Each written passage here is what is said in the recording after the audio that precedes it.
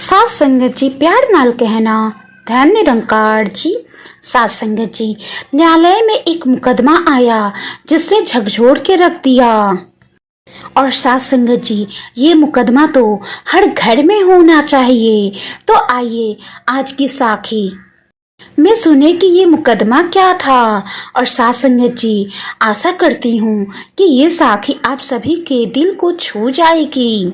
तो आइए संतो जी, आज की साखी सुने। सात संगत जी, न्यायालय में एक मुकदमा आया जिसने सभी को झकझोर दिया।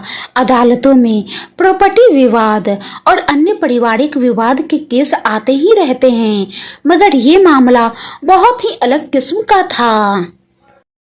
एक 70 साल के बूढ़े व्यक्ति ने अपने 80 साल के बूढ़े भाई पर मुकदमा किया। जब जज ने पूछा ये मुकदमा किस चीज का है, तो 70 साल के बूढ़े भाई ने कहा, मेरा 80 साल का बड़ा भाई अब बूढ़ा हो चला है, इसलिए वो खुद अपना ख्याल भी ठीक से नहीं रख सकता, मगर मेरे मना करने पर भी वो हमारी 110 साल की माँ की देखभाल कर रहा है। मैं अभी ठीक हूँ, इसलिए अब मुझे माँ की सेवा करने का मौका दिया जाए और माँ को मुझे सौंप दिया जाए। इस मुकदमे के बारे में सुनकर न्यायाधीश महोदय का दिमाग घूम गया और मुकदमा भी चर्चा में आ गया। न्यायाधीश महोदय ने दोनों भाइयों को समझाने की कोशिश की कि आप लोग 15-15 दिन करके माँ को रख लो, 15 दिन बड़े भाई के पास तो 15 दिन छोटे भाई के पास, और दोनों को सेवा का मौका भी मिल जाएगा। मगर कोई टस से मस नहीं हुआ। बड़े भाई का कहना था कि मैं अपने स्वर्ग को खुद से दूर क्यों होने दूं? अगर माँ कह दे कि उसको मेरे पास कोई परेशानी है या मैं उसकी देखभाल ठीक से नहीं करता, तो जरूर मैं अपने छोटे भाई को अपनी माँ को दे दूंगा। जब न्यायाधीश ने छोटे भाई को समझाया तो छोटा भाई ने कहा, पिछले 40 साल से अकेले ये माँ की सेवा किए जा रहा है, आखिर मैं अपना कर्तव्य कब पूरा करूंगा? पिछले 40 साल से मेरे स्वर्ग को मेरा बड़ा भाई लिए हुए है, लेकिन अब तो वो बहुत बूढ़ा हो चुका है, 80 साल का हो चुका है। वो माँ का ख्याल कैसे रखेगा? सात संगत जी, परेशान न्यायाधीश महोदय ने सभी प्रयास कर लिए, मगर कोई हल नहीं निकला। आखिर उन्होंने माँ की राय जानने के लिए माँ को बुलवाया और पूछा कि वो किसके साथ रहना चाहती है। माँ कुल 30 किलो की बेहद कमजोर सी औरत थी और बड़ी मुश्किल से व्हील चेयर पर आई थी। उसने दुखी दिल से कहा कि मेरे लिए दोनों संतान बराबर हैं, मैं किसी के एक के पक्ष में फैसला सुनाकर दूसरे का दिल नहीं दुखा सकती।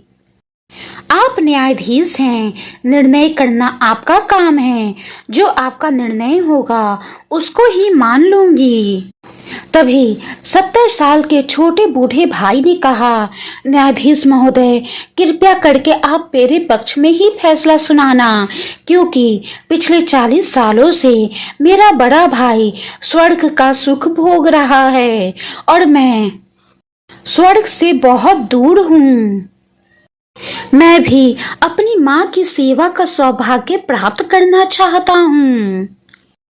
तभी 80 साल के बड़े बुजुर्ग भाई ने कहा, नहीं नहीं न्यायाधीश महोदय, आप मेरे पक्ष में फैसला सुनाना, क्योंकि मैं अपने स्वर्ग से दूर रहकर नहीं रह सकता। माँ की देखभाल तो मैं ही अच्छे से कर सकता हूँ, मुझसे मेरा सौभाग्य ना छीनना। सात संगत जी, न्यायाधीश महोदय ने कहा, तो आप दोनों एक काम क्यों नहीं करते? आप दोनों एक ही घर में रहकर माँ की देखभाल क्यों नहीं करते? आप दोनों को साथ में माँ का सौभाग्य प्राप्त होगा। दोनों भाइयों ने एक साथ बोला, न्यायाधीश महोदय, ऐसा नहीं हो सकता। हम दोनों भाई अलग अलग शहरों में रहते हैं, हमारा वहीं पर रोजगार है, हम एक साथ नहीं रह सकते। क्योंकि रोजगार ही तो कमाई का आसरा है। साथ संगत जी, न्यायाधीश महोदय ने दोनों भाइयों की माँ से कहा, माँ बहुत ही सौभाग्यशाली हैं, किस्मत वाली हैं कि आपके दोनों बेटे इसलिए झगड़ रहे हैं कि मुझे माँ की सेवा का सौभाग्य प्राप्त हो।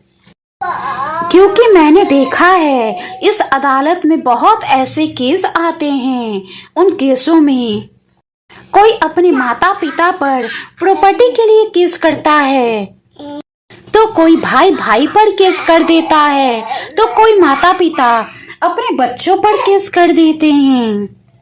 लेकिन ऐसा मुकदमा तो मैंने जीवन भर में पहली बार देखा कि दो भाइयों के बीच झगड़ा माँ को रखने के लिए हो कि माँ मेरे पास रहेगी।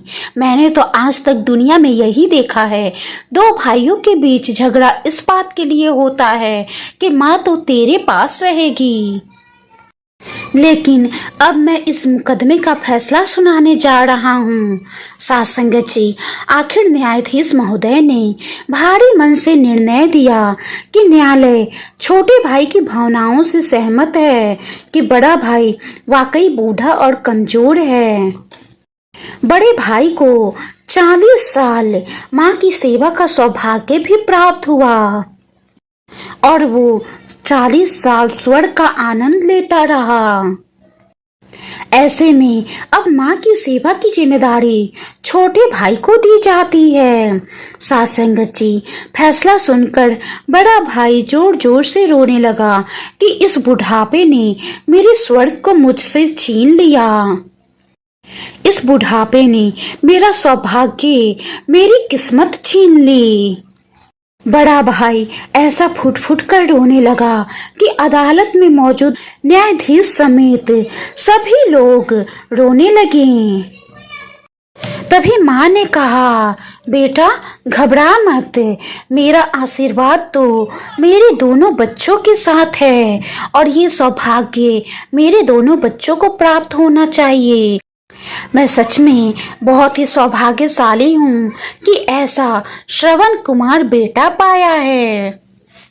क्योंकि बुढ़ापे में तो लोग अपने शरीर को अच्छे से संभाल नहीं पाते हैं, लेकिन मेरे बच्चे बुढ़ापे में भी मुझे संभाल रहे हैं, मुझे रखने के लिए आपस में लड़ाई कर रहे हैं। आपस में बेटा नहीं लड़ो। मैं हमेशा अपने दोनों बच्चों के साथ हूँ और भगवान से यही प्रार्थना करती रहूंगी कि मुझे हर जन्म में तुम दोनों ही मिलो बच्चे के रूप में। साथ संगत जी, अगर भाई बहनों में, भाई भाई में वाद विवाद हो तो इसी स्तर का होना चाहिए। ये सबसे अनोखा मुकदमा है और ये मुकदमा हर घर में होना चाहिए। ऐसा वाद विवाद तो हर घर में होना चाहिए।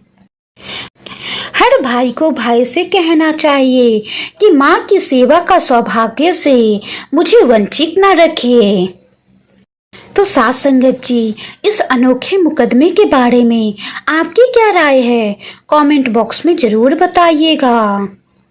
साखी अच्छी लगी हो तो साखी को लाइक करें और ज्यादा से ज्यादा शेयर करें। अगली बार दिल छू लेने वाली साखी के साथ उपस्थित रहूंगी। साथ संगत जी, प्यार नाल कहना, धन निरंकार जी।